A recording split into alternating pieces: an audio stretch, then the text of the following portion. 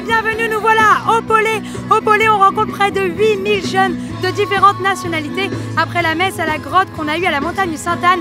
Derrière moi, vous pouvez voir un spécimen de plus d'une dizaine de drapeaux. C'est la folie, on ne s'entend plus, on ne se retrouve plus. Bienvenue au JMJ pour Cracovie.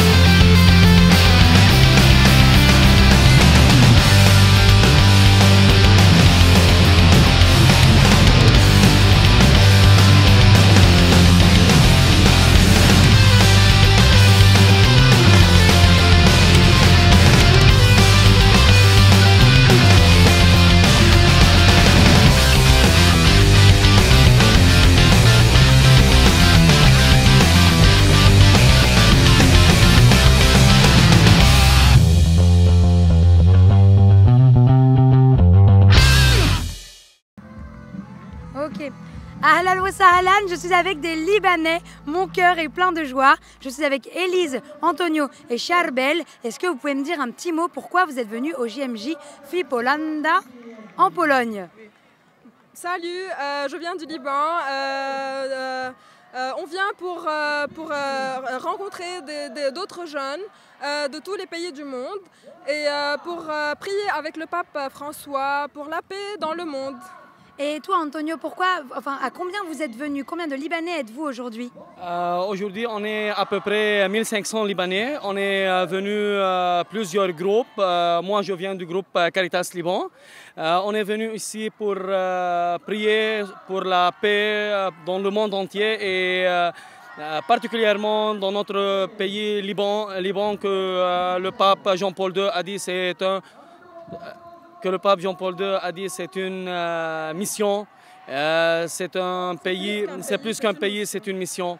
Et parce que Charbel, pour toi, cette question des religions et de la coexistence des religions au Liban est importante? D'accord. Au Liban, on a 18 différentes religions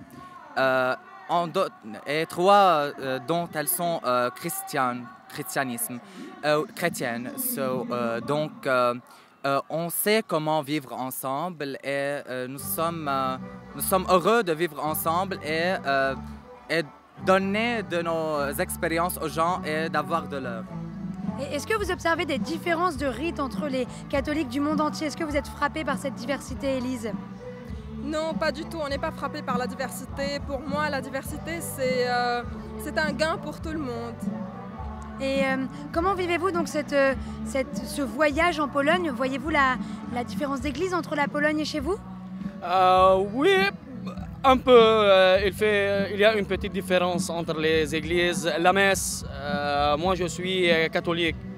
Il y a quelques différences dans les églises, dans la messe. C'était un trio de Libanais, Elise, Charbel et Antonio. Merci Ktir et profitez bien de vos JMJ. Merci. Merci beaucoup.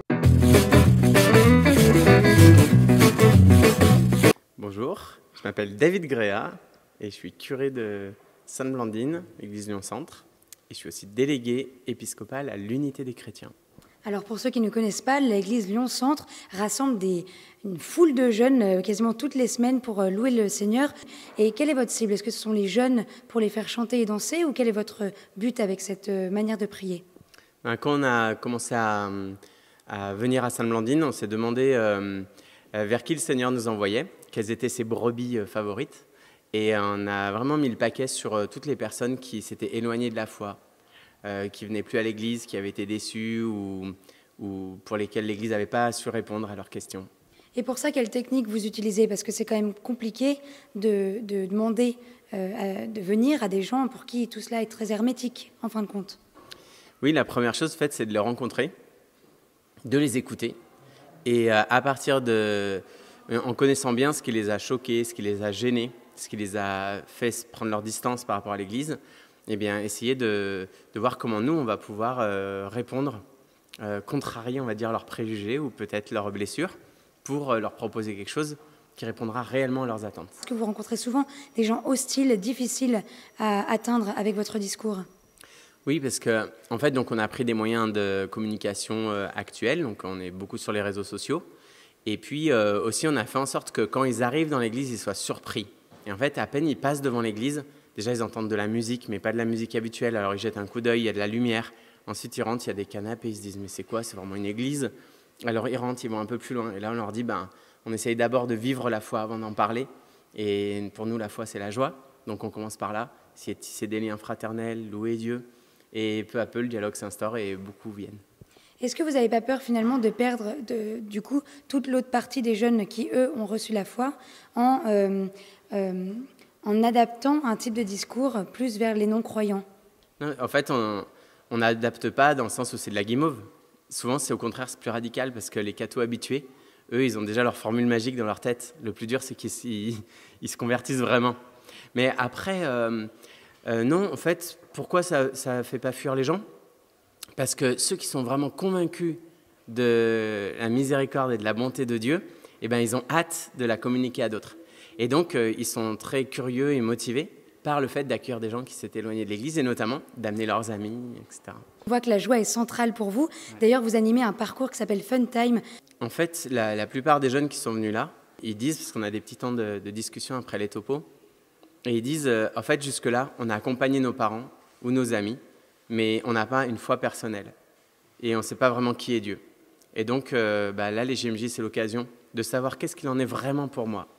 Et la plupart des gens qui viennent, c'est ça. En fait, ils se demandent, mais est-ce que ça me concerne personnellement? Est-ce que je commence un chemin personnel avec Dieu? Donc, pour essayer de raviver la flamme, merci beaucoup, mon père. Merci à vous.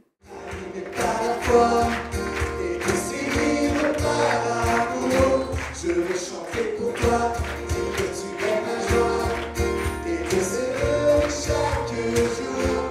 Je veux chanter pour toi, animé par la foi, et aussi libre par amour.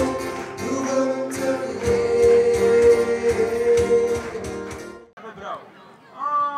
louer. Ludwig, Charlotte, vous êtes partis avec la route Lyon-Centre. Mais qu'est-ce que cette route?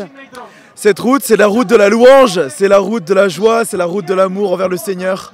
Alors une petite définition du mot de louange, Charlotte. Je dirais que c'est vraiment la prière à travers le chant, un moment où vraiment tous les chrétiens s'unissent et lèvent les mains ensemble, chantent les mêmes chants et il y a vraiment une espèce d'union, de connexion entre nous à ce moment-là. Et c'est quelque chose de spécifique à Lyon-Centre que vous vivez régulièrement, Ludwig? Non, je dirais pas que c'est spécifique à Lyon-Centre, mais c'est vrai qu'on a notre ambiance et Lyon-Centre, c'est un peu devenu comme une famille en fait. Et pourquoi?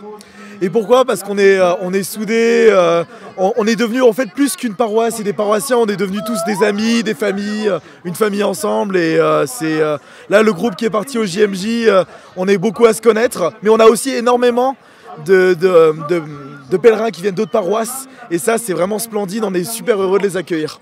Alors vous êtes une paroisse très nombreuse, est-ce que vous avez l'habitude des grands rassemblements, Charlotte? Après, dans nos messes, on est à peu près 600 donc, du coup, à chaque fois, donc on est relativement habitués. On a aussi des concerts de louanges dans notre église.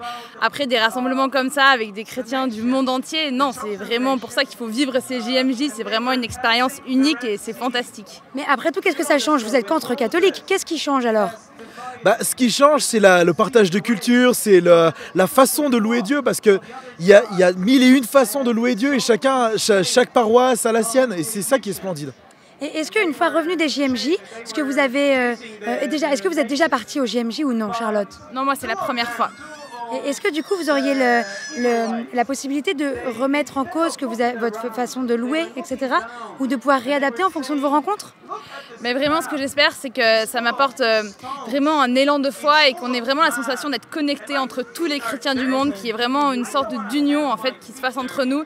Et je trouve que vraiment le fait qu'on se rassemble tous autour d'un seul nom, Jésus, c'est vraiment fantastique et j'aimerais vraiment repartir avec cet esprit-là de dire que quand on loue le Seigneur, il y a peut-être 10, 20, des millions de chrétiens qui en même temps ont levé la main vers le même nom à travers le monde. Donc partir au JMJ, c'est agrandir la famille. Merci Ludwig, merci Charlotte et bon JMJ.